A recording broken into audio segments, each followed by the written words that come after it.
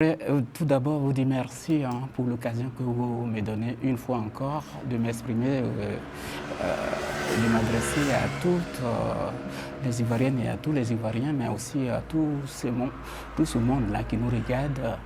Je voulais, avant de répondre à cette question, apporter une petite réponse un peu à ce que nous avons entendu aujourd'hui. Ce qui est d'actualité aujourd'hui en Côte d'Ivoire, depuis hier, c'est le congrès.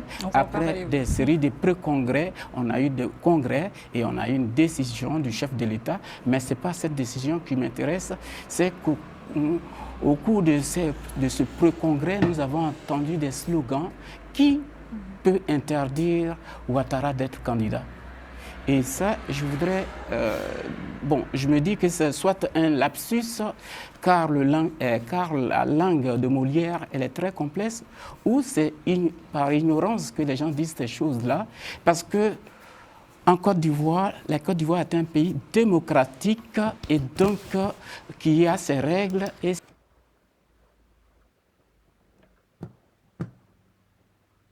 ses valeurs. Et lorsque la Constitution dit qu'on ne peut pas être candidat à un 4e mandat, il n'appartient pas à une personne de dire qui peut interdire quelqu'un d'être candidat pour un 4e mandat. Et ça... Salut. Et voilà comment ça sort, c'est comme ça sort. Je vais vous faire écouter ce monsieur qui dit beaucoup de choses. Il est le représentant de la CIP, c'est CIP Europe. CIP Europe.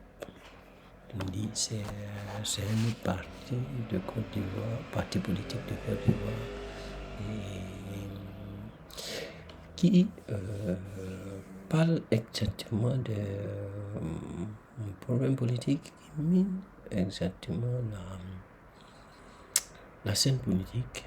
Et il s'est accentué sur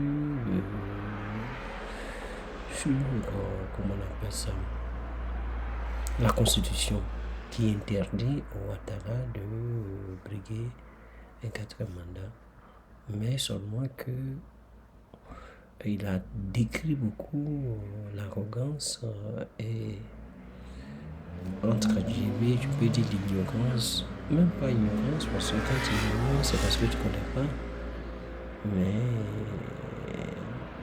le RDR qui ne prend pas la peine de considérer les autres. Bon, je vous laisse écouter, il va vous dire plus. Quand on le dit, bon, moi je ne sais pas ce qu'ils veulent dire, mais je vais leur dire tranquillement que à cette question-là, celui qui peut leur dire, ou celui qui peut dire à Ouattara qui ne peut pas être candidat, c'est tout Ivoirien.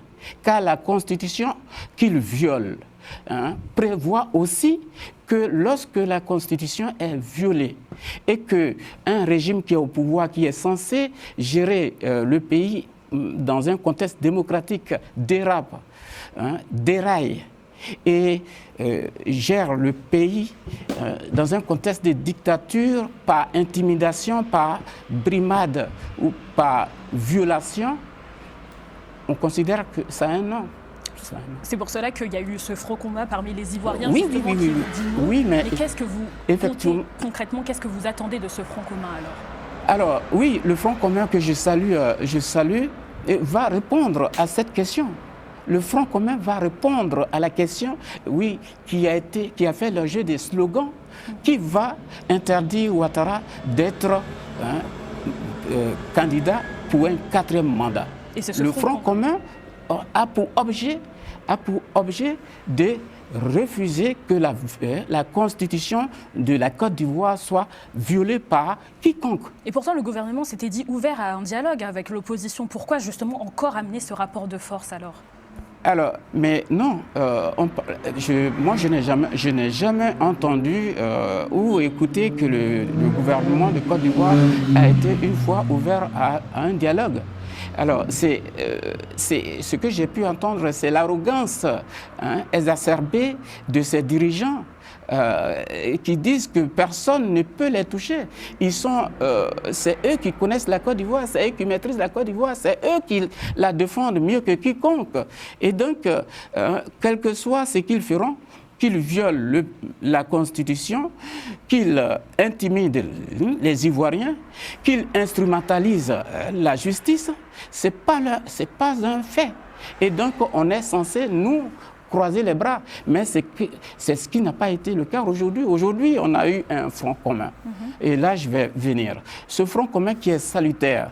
Et je voulais encore saluer le président du PDCI qui a fait montre de sa stratégie, mais une stratégie inestimable pour jouer ce trait d'union entre l'opposition, parce qu'on devrait répondre à une problématique. C'est vrai que c'est deux partis d'opposition en soi. Mais, oui, il fallait juste, quand on dit l'opposition en Côte d'Ivoire, on ne parle pas de parti politique. On dit l'opposition, c'est-à-dire c'est l'ensemble des entités qui ne sont pas aujourd'hui à la manette en Côte d'Ivoire. Et donc, une opposition a l'obligation, pour mener à bien ses actions, ses activités et ses combats, de s'unir.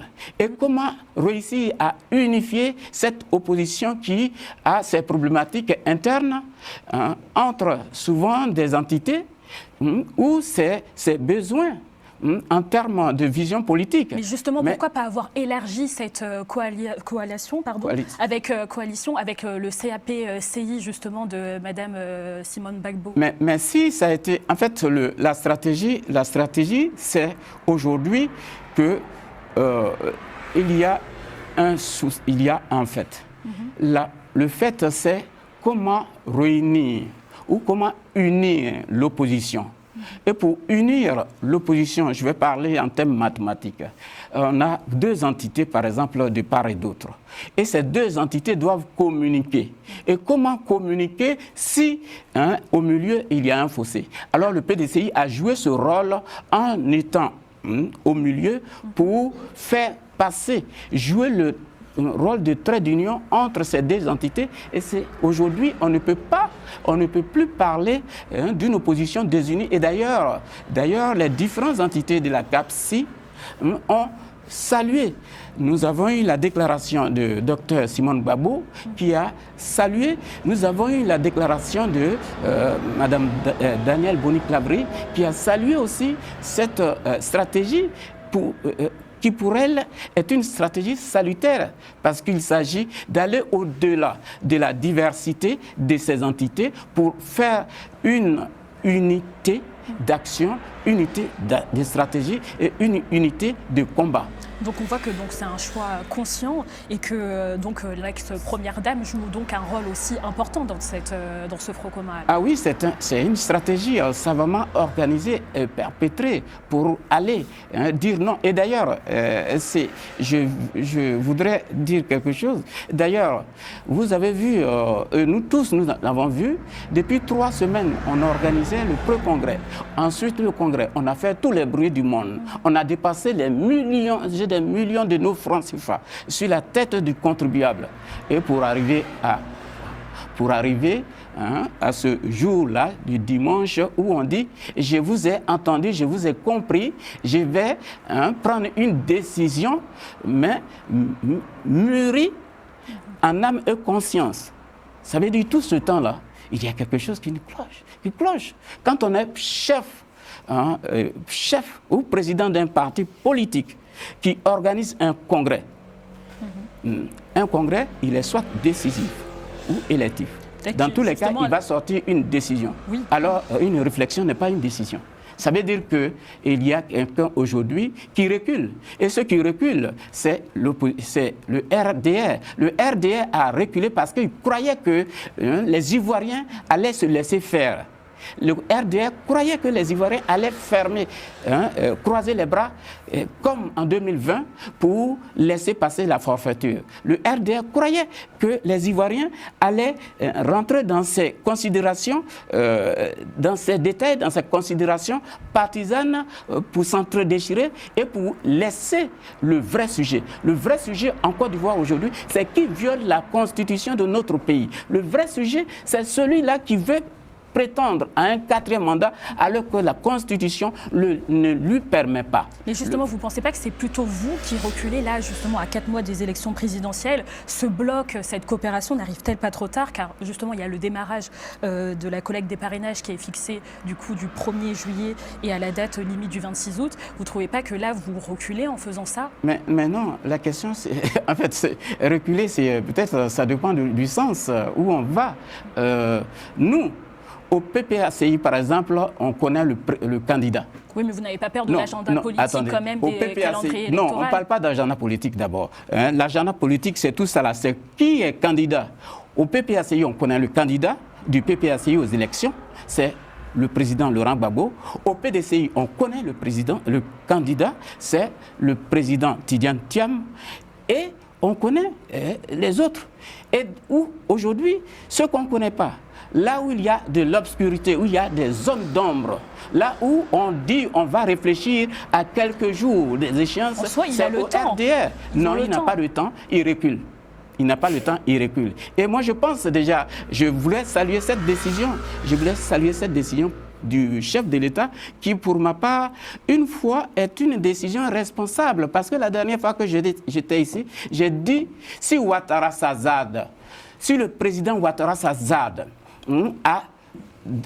à vouloir briguer un 4e mandat en violation flagrante de notre Constitution, si le président Ouattara s'azade, oui, à laisser en dehors tous ces leaders, à exclure tous ces leaders sans vouloir s'asseoir à une table de négociation et adopter un comportement décent, si Ouattara s'azade à maintenir cette liste-là électorale alors qu'il a bénéficié des fonds, oui, il a bénéficié des fonds de l'Union européenne, plus de 5 millions d'euros pour pouvoir auditer la liste électorale, alors si la Côte d'Ivoire brûle, il en sera le responsable exclusif. Mais justement, face à cette urgence un peu démocratique, comme vous le criez si bien, avec un délai justement de 3 mois pour déposer les dossiers de candidature, est-ce que vous ne trouvez pas justement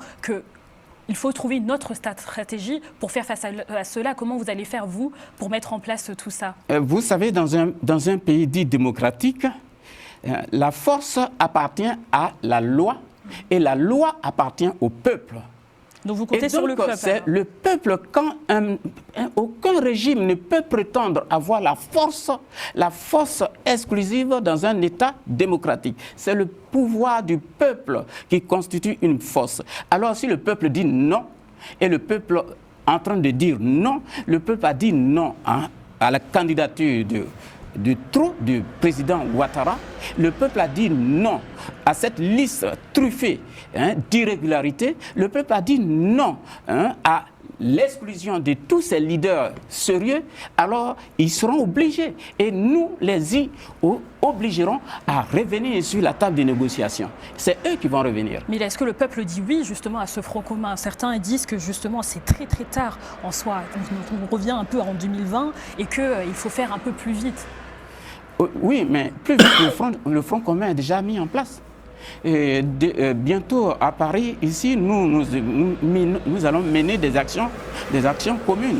On a le 12, on est en train de travailler sur le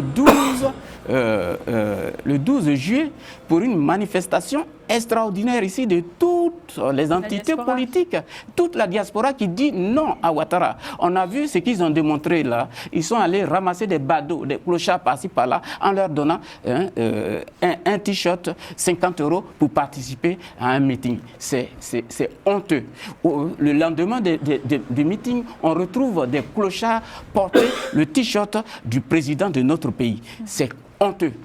C'est honteux. Et ça, cette façon d'opérer, cette façon de faire la politique, il faut l'arrêter. Et c'est d'ailleurs pour ça que le président Tidjane Thiam a dit. Il a dit dans son verbe, il faut faire la politique autrement.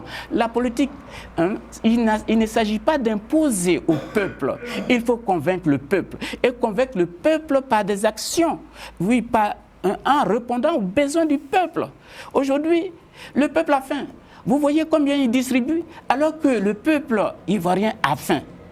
Il distribue 5 000 francs ou 2 500 à chaque jeune, sans déshérité, sans emploi d'ailleurs, pour participer. 5 000 francs, 2 500, un t-shirt, du pain sardine pour aller à un congrès. Mais quand même, de vous à moi, vous n'avez pas quand même peur, justement, le dépôt de candidature qui va pas tarder au-delà de 3 mois déjà, à faire justement d'autres concessions, c'est-à-dire même de trouver un autre candidat de vos partis respectifs pour justement accéder à cette présidence-là. Mais l'autre candidat, eux, ils vont en trouver. Il y a les parrainages qui arrivent en juillet. Oui, mais ils vont en trouver. Le PPACI a déjà commencé, je ne suis pas du PPACI, mais le PPACI a commencé déjà à faire ses recherches de parrainage.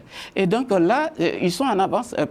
Qui en avance aujourd'hui? Le PPACI en avance. Le RDN n'a même pas encore pensé, parce que le président, sur qui ils ont déversé leur dévolu, et a dit oui qu'il va réfléchir. Parce que toutes ces décisions-là, ce ne sont pas ce qu'il a pris, il les avait pris sous coup de tête. Lorsqu'il a exclu le président Laurent Gbagbo, il a exclu le président Tidjane Thiam, il a exclu le ministre Charles Blé Goudé et le président de l'Assemblée nationale, Charles Blé Goudé, Soro Guillaume, il a fait sous coup de tête. Aujourd'hui, il dit qu'il va réfléchir et il prendra une décision bien mûrie en âme et conscience. Moi, je salue cette décision-là. Donc les parrainages, le dépôt de candidature ne vous fait pas peur en soi? Bon, moi, pour ma part, on n'est même pas à ce niveau. Nous avons des revendications. Nous avons des revendications. La dernière fois, je l'ai dit. Je l'ai dit, les élections de 2025 ne se tiendront pas en l'état sans le président Tidjane Thiam. Les élections ne se tiendront pas sans le président Laurent Gbagbo, sans tous ces leaders, oui, qui ont été choisis par leur parti politique pour les représenter. Et les élections en Côte d'Ivoire ne se tiendront pas si Ouattara est candidat pour un 4e mandat. Voilà ce qui est là. Donc le reste, ça c'est de la démagogie, c'est eux qui fabriquent ce qu'ils veulent faire. C'est pas nous. Nous on attend, on est là. Il a dit qu'il va réfléchir, le président Ouattara, et il prendra une décision responsable. Mais nous, on n'est même pas perturbés. On attend de savoir ce qu'ils feront. Et je l'ai dit la dernière fois, ils seront responsables. En tout cas, ils seront responsables pour tout ce qui adviendra à la Côte d'Ivoire si le pays brûle. Et qu'ils le sachent, que chaque Ivoirien, la Constitution a conféré le droit à chaque Ivoirien responsable et digne de défendre cette Constitution en vue de protéger notre patrie lorsque la Constitution est violée, comme le fait aujourd'hui le RDR. Et nous allons aviser.